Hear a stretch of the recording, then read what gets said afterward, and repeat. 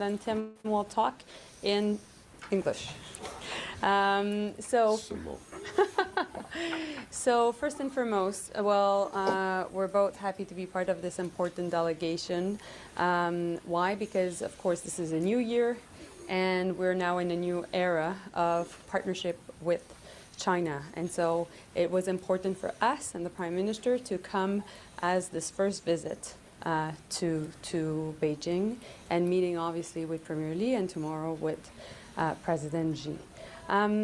We've seen since the beginning of the year, there's lots of disruptions around the world. Maybe Venezuela, maybe Iran, maybe obviously a lot of unpredictability south of our border. But we've said it many times, and we continue to say it. There are a lot of things that we cannot control, but there are lots of things we can control. And we'll focus on what we can control. And who we do business with is something we can control. And that's exactly what markets and that's exactly what businesses are looking for. Stability, reliability. And so that is why Tim and I, obviously with the Prime Minister, supporting the Prime Minister, have met many businesses today. Maybe in natural resources, energy, maybe in clean tech, maybe also much more in manufacturing. And the goal was to see what type of investments could be made in Canada and how also can Canadian companies export to Canada, to China. Because it's important to remember ourselves, China is the third biggest investor in Canada with $50 billion invested in 2024. But also, China is our second biggest client in the world because it is our second biggest market where we export. And so, as we continue these conversations, and as, of course, there's important diplomatic engagement, we want to make sure that this makes sense to Canadians, for Canadians, that this creates good jobs back home, that while a lot of workers are asking themselves, how can they continue to have a good job? And while anxiety is high, we think that coming here will create much more certainty, and we can continue to work on stability and therefore prosperity for Canadians. Donc, je vais le dire en français. En français, en fait, on est dans une nouvelle ère et on commence l'année avec une délégation importante ici en Chine. Pourquoi? Parce qu'on pense que c'est important de créer une nouvelle relation, un nouveau partenariat avec la Chine. Nous pensons également que, alors que il y a beaucoup de perturbations partout à travers le monde, on l'a vu depuis le début de l'année, que ce soit le Venezuela, que ce soit l'Iran, il y a beaucoup de tensions géopolitiques, et ces tensions-là ont des impacts directement sur les marchés et nécessairement sur les affaires. Et donc, notre objectif comme gouvernement, c'est de s'assurer qu'on peut contrôler ce qu'on peut contrôler, parce qu'on sait qu'il y a plein de choses qu'on ne peut pas contrôler dans le monde. Et le fait d'être ici et de pouvoir travailler avec le gouvernement chinois et travailler avec le milieu des affaires chinois fait en sorte qu'on est capable d'offrir une certaine stabilité aux compagnies canadiennes, alors bien entendu qu'il y a beaucoup d'incertitudes. Et ça, c'est notre objectif comme gouvernement, de réduire les risques d'affaires et de faire d'entreprendre des relations diplomatiques qui vont permettre cette stabilité-là. Entre-temps, ce qu'on sait, c'est que la Chine est le troisième plus grand investisseur au Canada, avec 50 milliards d'investissements en 2024, et également le deuxième plus grand client du Canada dans le monde, parce que c'est le deuxième plus grand marché d'exportation pour le Canada. Entre-temps, on a eu l'occasion, Tim et moi, en soutenant le Premier ministre, de rencontrer des compagnies chinoises qui font affaire dans des domaines comme l'énergie, comme le secteur manufacturier, comme également tout ce qui est en lien avec aussi les nouvelles technologies. Et on pense qu'on est capable essentiellement de faire atterrir des investissements qui vont créer des emplois au Canada. Et bref, mon point est le suivant, c'est que nous sommes capables de créer plus d'emplois au Canada. Nous sommes capables de faire en sorte que les gens qui, ce soir, se posent la question à quel point ils peuvent continuer à avoir un bon emploi, bien, notre objectif est de pouvoir leur donner cette assurance-là. Même s'il y a plusieurs choses qui se passent au sud de notre frontière et même si on sait que ces perturbations géopolitiques vont continuer. En fin de prise de parole, j'aimerais juste mentionner à quel point ça m'a fait plaisir de travailler avec François Legault. Le Premier ministre du Québec et moi, on se connaît depuis très, très longtemps. J'étais là lors de la première réunion qu'il a tenue chez lui à l'époque pour la création de la CAQ. Et au cours des années, j'ai eu l'occasion de travailler avec lui et avec ses ministres.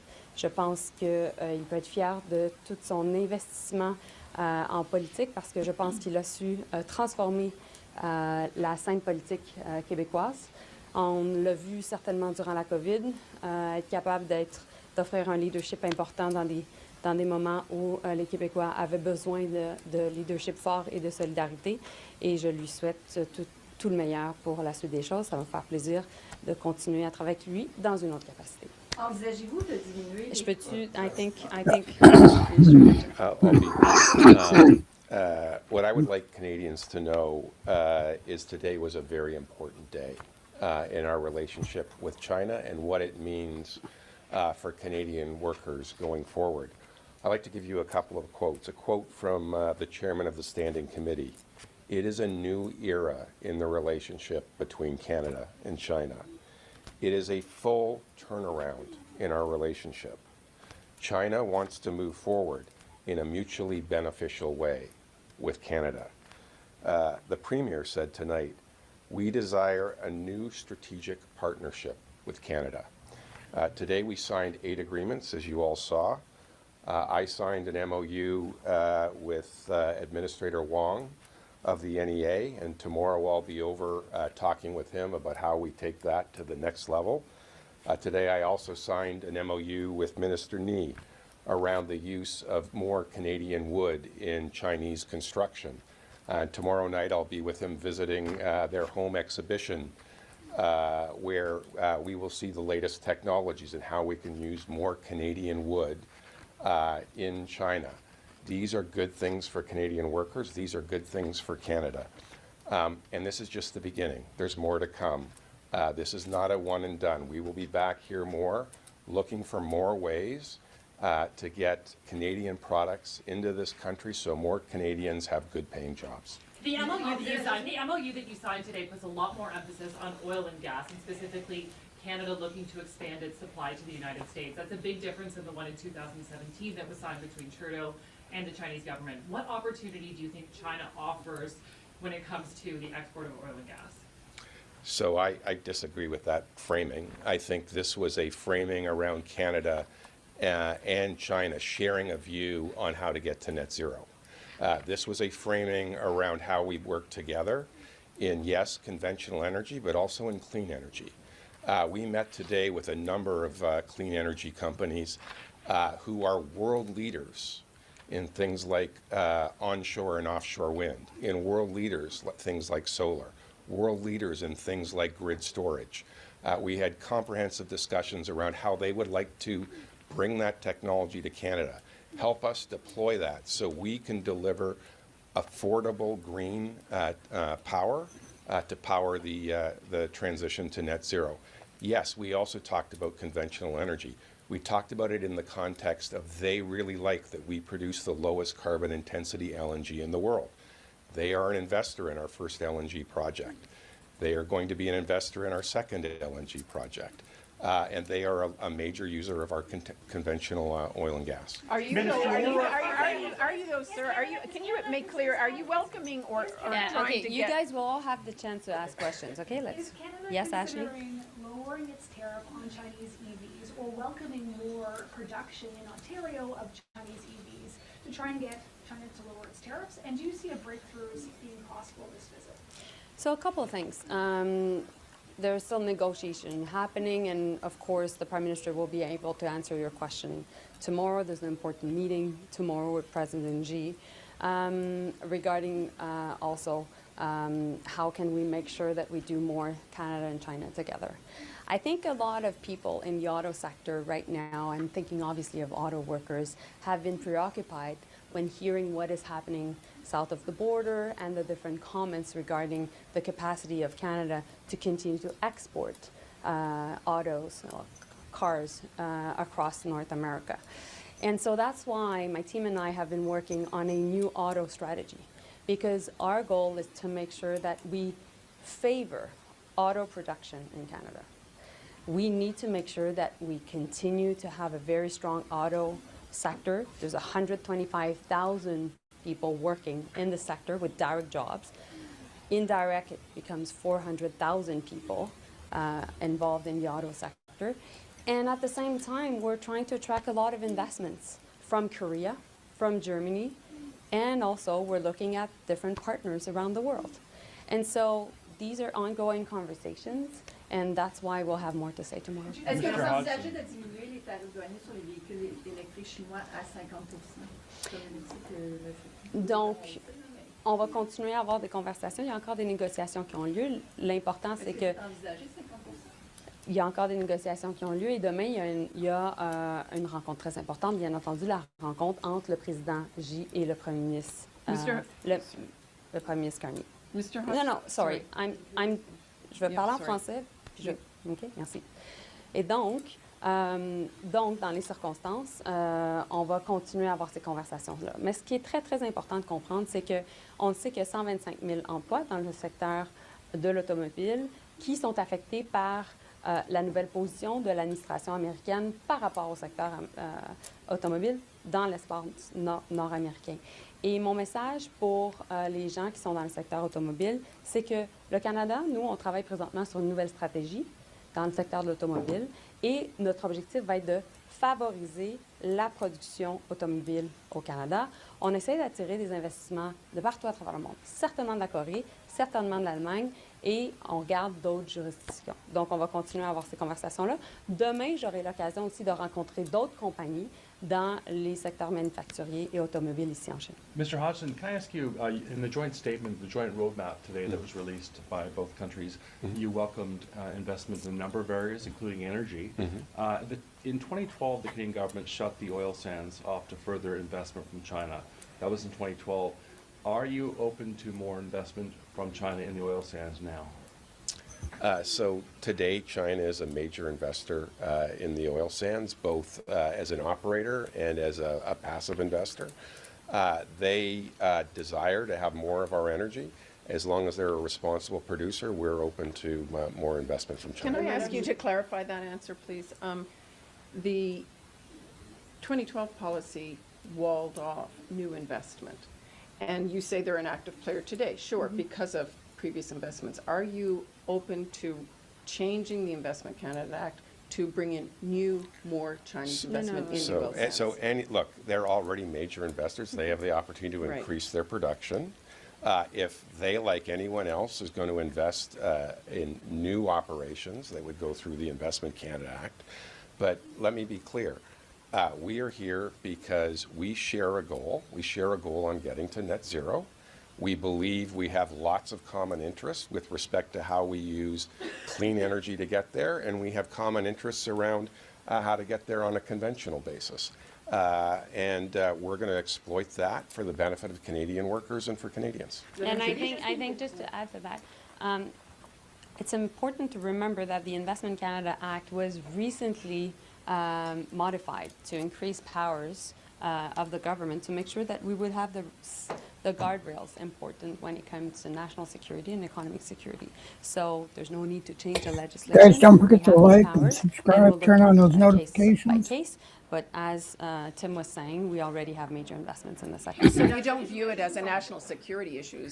I guess what I'm trying to understand is how does this government view investment by China, including the state-owned companies that you met today, into that sector? That's already the case. That decision has already been made in the past. They operate today. Yeah, that's it. They have the opportunity to increase their production. If they do it in a responsible way and want to add to that, and it complies with the Investment Canada Act, that creates jobs for Canadians. That's good for Canada. And I think, oui, je vais répondre, Laurence, okay? Mais donne-moi 30 secondes. I think also what is important is we're following what's going on in the world. We're definitely following what's going on in Venezuela. And so we need to make sure that we have good opportunities and good clients, and definitely that's been the case with China. Ok, est-ce que vous voulez exporter davantage de pétrole vers la Chine? On le fait déjà. Mais est-ce que vous voulez en exporter 60% de TMX est déjà acheté par la Chine. plus? Ok. Je pensais que c'était 30, mais en tout cas, ma question c'est, vous avez parlé de nouvelle ère dans la relation entre le Canada et la Chine. Il y a quelques années, vous avez publié la stratégie Indo-Pacifique et vous disiez la Chine est une puissance de plus en plus perturbatrices. Est-ce que vous êtes d'accord avec ça? Ben, moi, je pense qu'il y a plein de perturbations partout à travers le monde Est-ce que la présentement. Chine est toujours une... Donc, attends, laisse-moi finir, s'il te plaît, puis arrête de me couper. OK? Merci. Oui. Can- Hey, I'm speaking and I'm answering. OK? Thank you. Donc, je pense qu'il y a déjà beaucoup de perturbations dans le monde. Puis il y a beaucoup plus de perturbations maintenant qu'à l'époque où j'ai publié la stratégie Indo-Pacifique. Et donc, notre objectif, c'est d'amener de la stabilité. Vous savez quoi? Les conversations ici ont été effectuées de façon plus prévisible et stable que parfois avec d'autres pays, dont notre voisin. Donc, notre objectif a été de pouvoir justement avoir des ententes diplomatiques qui sont bonnes dans l'intérêt du Canada. Ce qui était clair à l'époque dans la stratégie Indo-Pacifique, c'est qu'on allait avoir une approche pragmatique, ce qui est le cas présentement, et on allait s'assurer qu'on allait défendre nos intérêts nationaux, qui est vraiment le but même de la visite aujourd'hui. En tout respect, je ne pense pas que ça répond à ma question. Est-ce que vous voyez la Chine comme une puissance de plus en plus perturbatrice? Moi, je pense que l'objectif, c'est de travailler avec la Chine alors que le monde est en pleine perturbation. Et présentement, il y a plusieurs pays qui sont des puissances perturbatrices. Comme la Chine. Et donc, l'objectif du Canada, c'est de pouvoir travailler avec différents pays. Ce qui est très, très important aussi, c'est que, puis ça, je l'ai mentionné à plusieurs reprises, c'est que pour contrer la montée du protectionnisme, certainement du protectionnisme américain, le Canada doit être capable de travailler avec plusieurs pays sur des approches de libre-échange. Certainement avec l'Europe, certainement avec l'Asie et aussi avec la Chine. Parce que si on n'est pas capable de travailler de façon multilatérale avec plusieurs pays, on va être encore plus dépendant au niveau des États-Unis. Et donc, c'est pour ça qu'on est ici. On est capable de travailler sur plusieurs niveaux en même temps. Je pense aussi que le premier ministre l'a dit. En 2025, on était très réactif par rapport à ce qui se passait aux États-Unis. En 2026, on va être stratégique et on va être proactif. Can I just ask a general question about investing in China? There's a ton of experts we've spoken to in the business community in Canada who are gun shy about investing in China. Joint ventures aren't such. It's China win. It's not win-win. We're using burner phones for the first time when we covered this because China spies on journalists and businessmen. China intercepts communications. Is China really the right kind of partner for Canadian industry? Listen, we've been clear-eyed. We're eyes wide open. We know this. But there's been investments by Canadian companies for years here. Tomorrow I'm meeting with Magna. Magna, one of the biggest car auto parts companies in the world. They have 30,000 people working here. We're meeting with Manulife. We're meeting with BMO. These companies have been in China for years. Now, obviously, we're having these conversations with the Chinese government. If they're going to invest in our country, they need to make sure that our companies are able to invest and have access to stability and have access to a form of certainty. And so that's what we're working on. When we engage with China and we engage with businesses like Tim and I have been doing, we put everything on the table to address these risks. And that's why this visit is so important, and it's been a focus of the Prime Minister. Minister, what was the purpose of your meeting with CATL today? Do you want to see them more involved in the EV supply chain in Canada, or what was your discussion with that company today? So Tim can talk obviously about energy storage, so maybe you want to do that, and then So I'll- CATL is involved in 3 grid storage projects already today in Canada, in Ontario. They have some of the world's very best grid storage solutions that turns intermittent renewable energy into baseload energy. That's really important on an affordable way to get to net zero. They are deploying that technology all around the world. They're deploying it in the United States. They're deploying it in the UK. They're deploying it in France. If we can use that technology to help us get to net zero in a more affordable way, that's good for Canada. And if So I it was may more add, about that. Sorry. if I may add also, CATL is invested in the U.S. So they've been also building battery storage plants for basically data centers, and they've had also a partnership with Ford Motors in the U.S. And so these are exploratory discussions, but we are willing to see what is feasible. Of course, we already have 2 battery plants in Canada, which are really important. The one in Windsor, which is Nexstar, which is a joint venture between LG and Stellantis, and another one also in St. Thomas that is being built as we speak, which is obviously from Volkswagen. So we're open for business when it comes to batteries. So it's more about that side of CATL's business, the plant storage, as opposed to the EV battery making storage. We can look at both, and so we've been able to attract investments from Germany and from Korea, and so with important guardrails, and of course we're looking at to see what could be done as The well. government wants to export Last more question, please. petroleum and Dernière question. The government wants to export more petroleum and LNG to China, our markets here. Did you get any firm commitments of that yet this visit? What we heard loud and clear is China is looking for reliable trading partners that don't use energy for coercion. China is already a major consumer of Canadian energy, like we heard when I was in the UK, like we heard when I was in Germany, like my colleagues have already heard in Japan and Korea. The world wants more of what Canada has. Canada has the lowest carbon intensity LNG in the world, and we are decarbonizing our barrels and more aggressively looking to decarbonize our barrels than any other country in the world. That's consistent with the values of many of our trading partners, including the Chinese. They want more of what we've got. Would they be eligible for say Canadian we're gonna tax buy- credits, clean energy tax credits, Chinese companies? A buyer of, an off-taker of energy doesn't get an ITC. It's the people who build the plants It's that it's the get the producers. ITCs. Did they say that they were gonna buy more of Canadian oil? Did they say we wanna buy more Canadian oil? Did they say? They are very clear they would like more Canadian energy products, yes. All right. All right, Thank you, everyone. Thank you. Thank you. All right, there you are. I hope you'll leave your comments, turn your notifications on, like, follow, and subscribe. We'll see you later. Have a good morning. Don't forget to leave your comments, and we'll see you.